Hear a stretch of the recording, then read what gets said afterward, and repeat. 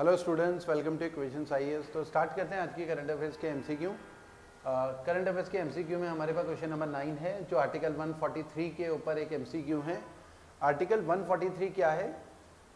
हमारा जो प्रेसिडेंट हैं इंडिया के, उनका काम क्या होता है? To preserve, protect and defend the constitution. तो कॉन्स्टिट्यूशन को प्रिजर्व करना, प्रोटेक्ट करना और डिफेंड करना।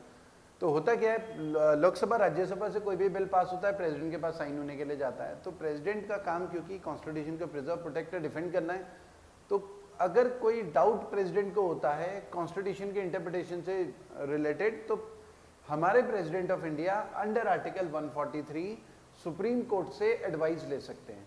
तो इस under article 143 president of India supreme court से एडवाइस ले रहे हैं कि किसी भी मामले में कॉन्स्टिट्यूशन के इंटरप्रिटेशन से जुड़ा हुआ कोई भी मामला हो। तो आर्टिकल 143 ये जो है सुप्रीम कोर्ट की पावर्स होती हैं, जो कि advisory jurisdiction of supreme court है। सुप्रीम कोर्ट की वो वाला ज्यूरिसडिक्शन जिसमें सुप्रीम कोर्ट एडवाइस देते हैं प्रेसिडेंट ऑफ इंडिया को, ठीक है। तो आर्टिकल 143 पूछा है इसमें, तो हमारा इसका आंसर सी होगा, advisory jurisdiction of supreme court, जिसमें president of India supreme court से एडवाइस मांगते हैं। और ये एडवाइजरी जो भी advice supreme court of India president को देते हैं, वो सुप्रीम प्रेसिडेंट ऑफ इंडिया के लिए बाइंडिंग नहीं होता। प्रेसिडेंट ऑफ इंडिया की मर्जी है, माने ना माने। प्रेसिडेंट ऑफ इंडिया ने केवल सुप्रीम कोर्ट से एडवाइस मांगी है under article 143। Question number 10 James Webb के बारे में पूछ रहे हैं। तो जेम्स वेब क्या है? जेम्स वेब दिसंबर 2021 में नासा ने लॉन्च करा था। नासा ने, हालांकि इन कोलैबोरेशन विद कोलैबोरेशन रहा है ईएसए यूरोपियन स्पेस एजेंसी का और सीएनएसए कैनेडियन स्पेस एजेंसी का, या सीएसए भी बोलते हैं शॉर्ट में। तो जेम्स वेब क्या है? ये एक टेलीस्कोप है, स्पेस में प्लेस किया गया है अलग अलग सेलेशियल बॉडी को स्टडी करने के लिए, यूनिवर्स को स्टडी करने के लिए। और ये जो जेम्स वेब है ये L2 पॉइंट है। L2 पॉइंट क्या होता है? लैग्रांजेस पॉइंट होते हैं। ये टाइप ऑफ पार्किंग स्लॉट होता है। जैसे एग्जांपल ले लेते हैं, मान लिया ये सन है, ये अर्थ है, तो एक पॉइंट L1 होता है अर्थ और सन के बीच में, एक पॉइंट L2 होता है अर्थ के इस तरफ, फिर हमारा L3 पॉइंट होता है, L4 पॉइंट होता है, L5 पॉइंट होता है। यहाँ पर ये पॉइंट ऐसे होते हैं कि जहाँ पर क्योंकि ग्रेविटी काम कर रही होती है सेलेशियल दो हेवनली बॉडीज के बीच में, तो यहाँ पर अर्थ की तरफ भी ग्रेविटेशनल फोर्स काम करेगा, सन की तरफ भी, तो बैलेंस ना जीरो हो जाता है। तो L1, L2, L3, L4, L5 ये 5 लैग्रांजेस पॉइंट होते हैं हमारे सोलर सिस्टम में, जहां पर नेट ग्रेविटी जीरो होती है। टाइप ऑफ पार्किंग स्लॉट होते हैं। तो जैसे L1 पॉइंट पे ना हमारा आदित्य L1 है, आदित्य L1 सन को स्टडी करने के लिए हमने मिशन भेजा हुआ आदित्य L1, वो L1 पॉइंट पे है। नाम आदित्य के आगे L1 इसीलिए है क्योंकि L1 पॉइंट में। L2 में जेम्स वेब है, जेम्स वेब जो अभी हमने डिस्कस करा, जेम्स वेब। यहाँ पर उस सैटेलाइट को प्लेस किया जाएगा जिसका कैमरा ना आउटवर्ड होगा, बाहर की तरफ। सन को स्टडी करने के लिए L1 पॉइंट सबसे अप्रोप्रिएट है, लेकिन यूनिवर्स को स्टडी करना है तो L2 पॉइंट सबसे बेस्ट रहेगा, क्योंकि वहाँ पर वीडियो कैमरा जो है हेवनली बॉडीज की तरफ, स्टार्स की तरफ, यूनिवर्स को स्टडी करना, प्लैनेट्स को स्टडी करना, वो सब किया जाएगा। तो जेम्स वेब L2 पॉइंट में है। तो James Webb launch by which space agency? तो ए हमारा आंसर है, नासा। कोलैबोरेशन हालांकि यूरोपियन स्पेस एजेंसी और कैनेडियन स्पेस एजेंसी का रहा है। उसके अलावा 11th क्वेश्चन बोला है, what is the primary objective of direct benefit transfer? अच्छा, डायरेक्ट बेनिफिट ट्रांसफर जो गवर्नमेंट ऑफ इंडिया की स्कीम है, इसको हिंदी में क्या बोलते हैं? डायरेक्ट मतलब प्रत्यक्ष बोलते हैं, लाभ बोलते हैं बेनिफिट, और ट्रांसफर मतलब यहाँ पर हस्तांतरित है, तो हिंदी में इसे बोलते हैं प्रत्यक्ष हस्तांतरित लाभ। तो इसे हिंदी में इस स्कीम को ना पहल भी बोलते हैं, पहल। तो कहीं भी एग्जाम में पहल आए या डीबीटी आए तो बात एक ही है, तो इस बात का ध्यान रखें आप लोग। अच्छा, वीडियो को लाइक जरूर कर लें और हमारे चैनल को सब्सक्राइब करें जिन्होंने चैनल को सब्सक्राइब नहीं करा है। आप अपने कमेंट भी पोस्ट कर सकते हैं, जो भी आपको डाउट है, किसी टॉपिक के ऊपर वीडियो बनाना है तो मैं आप कोशिश करूंगा कि इस टॉपिक के ऊपर वीडियो बनाएं, तो कमेंट में आप लिख सकते हैं। तो इसमें आते हैं प्रत्यक्ष हस्तांतरित लाभ। इसमें क्या होता है कि सरकार जो सब्सिडी प्रोवाइड कर रही होती है लोगों को, वो एग्रीकल्चर सब्सिडी हो सकती है, फूड सब्सिडी हो सकती है, मतलब एग्रीकल्चर की बात करें तो फर्टिलाइजर सब्सिडी हो सकती है, तो ये सारी सब्सिडी डायरेक्ट बेनिफिशियरी के अकाउंट में सरकार ट्रांसफर कर रही है। जैसे गैस सिलेंडर की सब्सिडी क्या है कि इंडिविजुअल अब गैस सिलेंडर खरीदते हैं मार्केट रेट में, और सरकार जो भी सब्सिडी बनती है वो बैंक अकाउंट में सीधे ट्रांसफर कर रही है, ठीक है। तो उसे हम डीबीटी बोलेंगे या प्रत्यक्ष हस्तांतरित लाभ बोलेंगे। और इसने Guinness book of world record भी बनाया है, क्योंकि सबसे बड़ी स्कीम थी जिसमें सरकार एक साथ इतने लाखों करोड़ों लोगों को सब्सिडी ट्रांसफर कर रही थी, ठीक है। तो to transfer subsidy and welfare benefit directly, तो बी इसका आंसर बन जाता है। उसके अलावा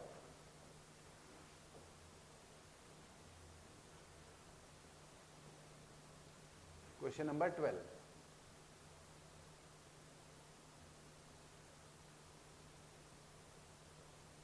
हाँ क्वेश्चन नंबर 12 में आते हैं। क्वेश्चन नंबर 12 में बोला है Haridatt Kapri who recently passed away was associated with which sport.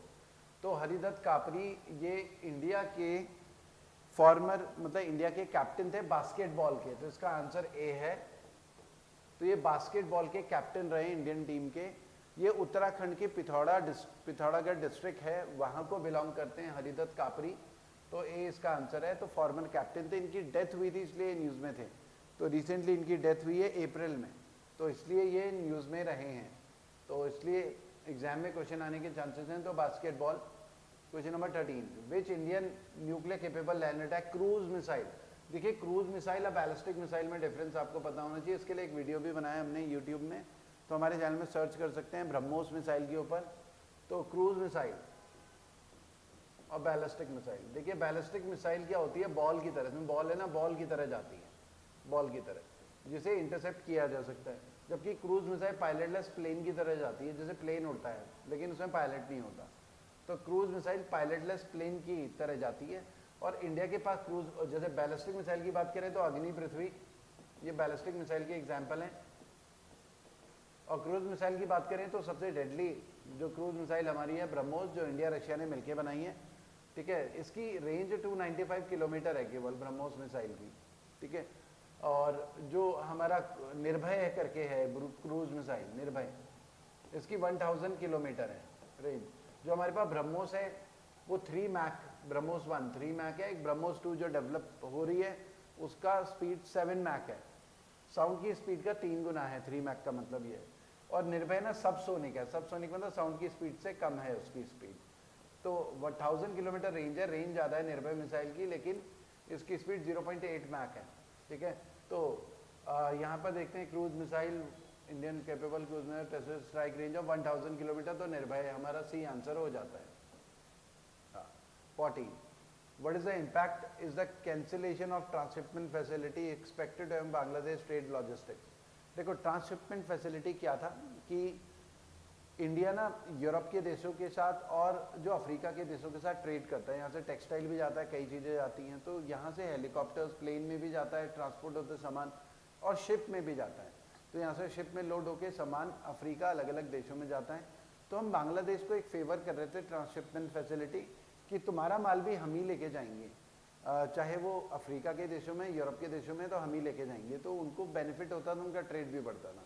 अब क्योंकि बांग्लादेश में जब से तख्ता पलट हुआ है तब से हिंदुओं के खिलाफ अत्याचार भी बढ़ा है, तो मोदी सरकार ने बहुत सारी कई चीज़ें उन्हें डायरेक्शंस वगैरह दी कि हिंदुओं के ऊपर अत्याचार रोका जाए, लेकिन बांग्लादेश बिल्कुल कॉपरेट नहीं कर रहा है, सुन नहीं रहा है। तो भारत सरकार ने फिर जो ट्रांसशिपमेंट फैसिलिटी है वो जो है वो रद्द करी, कैंसिल करी। हालांकि भारत सरकार ने ये नहीं कहा कि रीज़न ये कुछ नहीं दिए, जो अभी मैंने बोला है वो सारे कोई रीज़न नहीं दिए। भारत सरकार का कहना है कि हमारे पास ऑलरेडी काफ़ी सामान रहता है और ट्रेड लॉजिस्टिक्स में बहुत हमें प्रॉब्लम होती है, ट्रैफिक होता है, तो हमारा खुद के ट्रेड में इम्पैक्ट पड़ रहा है, तो इसलिए कैंसिल करा है। हालांकि ये रीज़न दिए, तो इससे क्या होगा, बांग्लादेश को नुकसान होगा ट्रेड में, ठीक है। उसे अपने सप्लाई डिस्ट्रप्शन हो जाएगा, उसे अपने कुछ ऑल्टरनेटिव्स देखने पड़ेंगे। तो disruption in trade loss and increase cost particularly export to third world, third countries का मतलब यहाँ पर अफ्रीका के देश हैं, तो सी हमारा आंसर हो जाएगा। क्योंकि थर्ड कंट्रीज में बांग्लादेश की कॉस्ट ज़्यादा बढ़ जाएगी, कॉस्ट बढ़ेगी तो वहाँ पर माल थोड़ा कम बिकेगा। तो एक तो ये है क्वेश्चन। उसके अलावा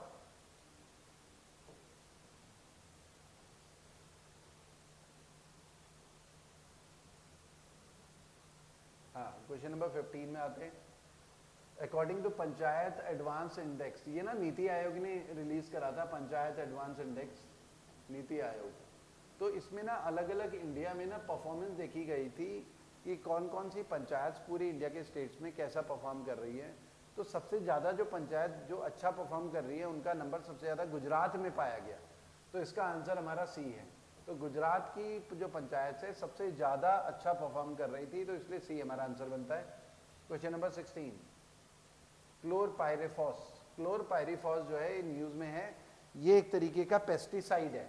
इसका आंसर है बी। पेस्टिसाइड मतलब कीड़े मारने का जहर होता है, किल करना कीड़ों को।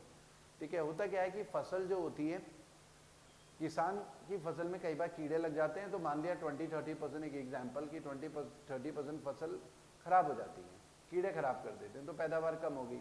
लेकिन अगर हम कीड़े मारने वाली दवाई का छिड़काव करें तो उससे कीड़े मर जाएंगे, फसल खराब नहीं होगी, तो पैदावार एक तरीके से बढ़ जाती है, आउटपुट थोड़ा ज़्यादा आता है।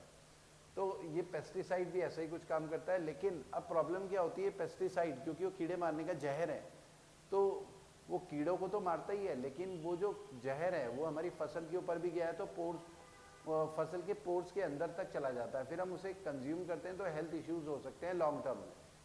तो ये जो पेस्टिसाइड है ये न्यूज़ में इसलिए है क्योंकि ये हैजार्डस केमिकल है, इस पेस्टिसाइड को बनाने में यूज़ होता है, और 40 से ज़्यादा देशों में ये बैन है, लेकिन इंडिया में ये अलाउड है फिलहाल यूज़ में, तो इसलिए ये न्यूज़ में था। ठीक है, तो बी इसका आंसर बन जाता है। नासा, निसार, निसार भी न्यूज़ में रहा है। ये निसार की जो फुल फॉर्म है NASA ISRO synthetic aperture radar.